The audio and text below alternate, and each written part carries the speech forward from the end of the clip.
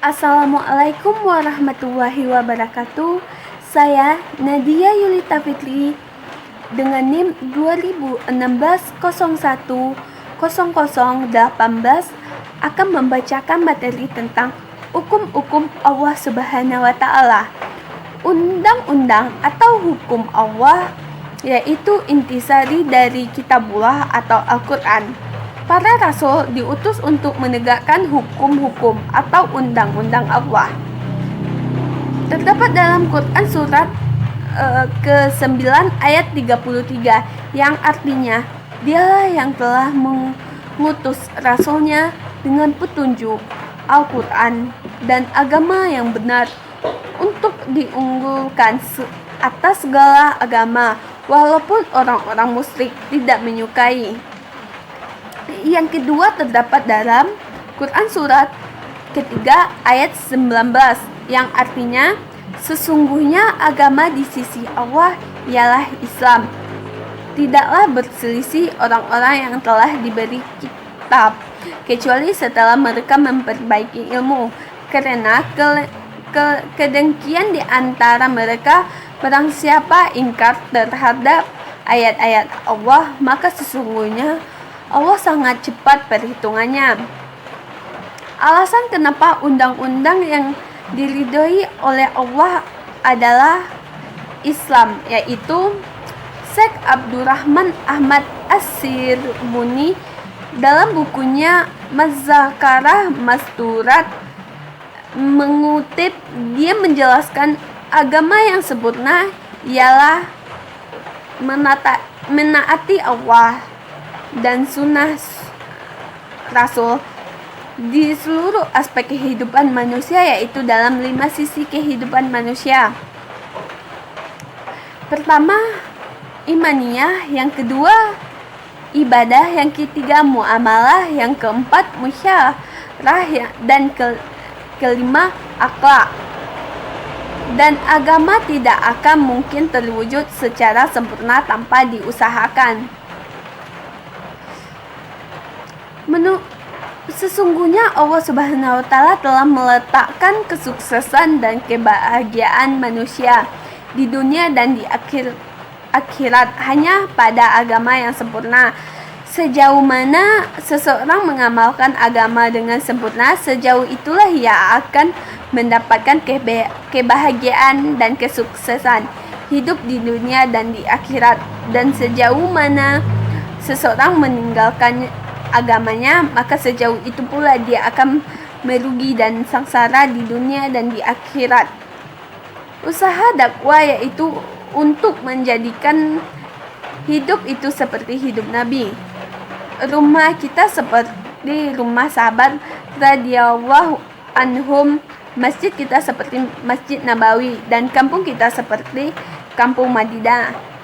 Sekian, Assalamualaikum warahmatullahi wabarakatuh. Di akhirat hanya pada agama yang sempurna. Sejauh mana seseorang mengamalkan agama dengan sempurna, sejauh itulah ia akan mendapatkan kebahagiaan dan kesuksesan hidup di dunia dan di akhirat. Dan sejauh mana seseorang meninggalkan agamanya, maka sejauh itu pula dia akan merugi dan sengsara di dunia dan di akhirat. Usaha dakwah yaitu untuk menjadikan hidup itu seperti hidup Nabi. Rumah kita seperti rumah sahabat radhiyallahu anhum, masjid kita seperti Masjid Nabawi, dan kampung kita seperti kampung Madinah. Sekian, Assalamualaikum warahmatullahi wabarakatuh. Assalamualaikum warahmatullahi wabarakatuh. Baiklah, saya Monica Elafri dengan NIM 1816010102 akan melanjutkan materi dari kelompok 2. A'udzubillahi minasyaitonirrajim. Bismillahirrahmanirrahim. Inna anzalna Taurata fiha hudaw wa zur yahkumu yahkumu bihazzabiyun allazina aslamu lillizina hadu warabbaniyuna wal ahbaru bimastufizau min kitabillahi wa kanu alaihi syuhada falatakhshawunasa wakhshawni walataru biayati samazan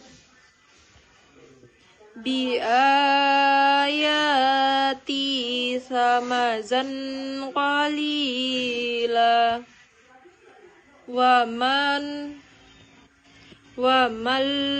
lam yahkum bima anzalallahu faulaika humul kafirun. Sungguh kami yang menurunkan kitab Taurat di dalamnya.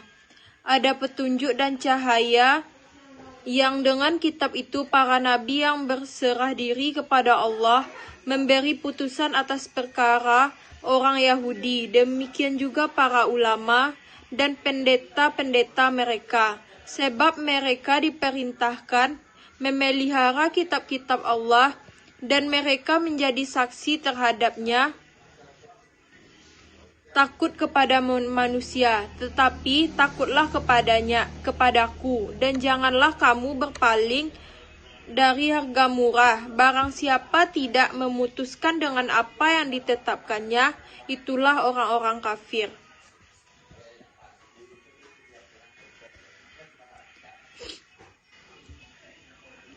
Quran surah kelima ayat 45. Dan Quran surah kelima ayat 47, yang arti dari Quran surah kelima ayat 45 yaitunya, kami telah menetapkan bagi mereka di dalamnya Taurat bahwa nyawa dibalas dengan nyawa, mata dengan mata, hidung dengan hidung, telinga dengan telinga, gigi dengan gigi, dan luka-luka pun ada kisasnya atau balasan yang sama. Barang siapa melepaskan hak atau kisasnya, maka itu menjadi penebus dosa baginya. Barang siapa tidak memutuskan perkara menurut apa yang diturunkan Allah, maka mereka itulah orang-orang yang zalim. Terjemahan Quran surah kelima ayat 47. Dan hendaklah pengikut Injil memutuskan perkara menurut apa yang diturunkan Allah di dalamnya. Barang siapa tidak memutuskan perkara menurut apa yang diturunkan Allah, maka mereka itulah orang-orang fasik. Quran surat ke-24 ayat 1, yang mana artinya, inilah suatu surah yang kami turunkan dan kami wajibkan menjalankan hukum-hukumnya. Dan kami turunkan di dalamnya tanda-tanda kebesaran Allah yang jelas agar kamu ingat. Dan Quran surah ke-24 ayat 2. Pezina perempuan dan pezina laki-laki, deralah masing-masing dari keduanya 100 kali. Dan janganlah rasa belas kasihan kepada keduanya mencegah kamu untuk menjalankan agama atau hukum Allah jika kamu beriman kepada Allah dan hari kemudian, dan hendaklah pelaksanaan hukuman mereka disaksikan oleh sebagian orang-orang yang beriman. Demikianlah penjelasan dari materi kelompok kami. Saya Monica Elafri mengucapkan wassalamualaikum warahmatullahi wabarakatuh.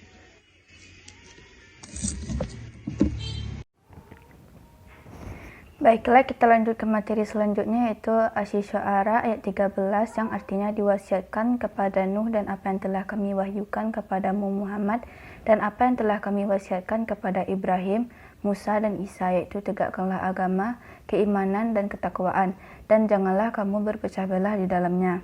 Sangat berat bagi orang-orang musyrik untuk mengikuti agama yang kita serukan kepada mereka. Allah memilih orang yang Dia kehendaki kepada agama tauhid dan memberi petunjuk kepada agamanya bagi orang yang kembali kepadanya. Taat pada hukum Allah merupakan suatu kewajiban mutlak yang tidak bisa ditawar-tawar oleh setiap insan yang diciptakannya. Jika mengingkari, bahkan menolak hukum Allah, maka kesengsaraan dan kemurkaan Allah yang akan didapatkan dalam kehidupan serta azab yang maha berat di hari pembalasan kelak. Taat pada hukum Allah dengan menjalankan segala amal ibadah yang diperintahkan, yaitu amar makruf, baik ibadah mahdah maupun ghairu mahdah, juga meninggalkan segala yang dilarang, nahi mungkar, sebagaimana ditegaskan dalam Al-Quran, hadis Nabi, dan juga ijma ulama. Dalam Al-Quran surah Ali Imran juga ditegaskan, katakanlah, hendaklah kamu taat kepada Allah dan Rasul, tetapi jika kamu berpaling, maka sesungguhnya Allah tidak suka kepada orang-orang kafir. Ketaatan kepada Allah menempati posisi ketaatan tertinggi. Sebagai seorang Muslim, tidak ada satupun di dunia ini yang dapat mengalahkan ketaatan kita kepada Allah Subhanahu wa Ta'ala. Saat Allah menginginkan sesuatu dari kita, kita harus menaatinya. Inilah makna keimanan dan keislaman kita kepada Allah. Menunaikan perintah Allah dan menjauhi larangannya merupakan cara menunjukkan ketaatan kepada Allah. Misalnya menunaikan sholat, berpuasa, membayar zakat, dan menunaikan ibadah haji.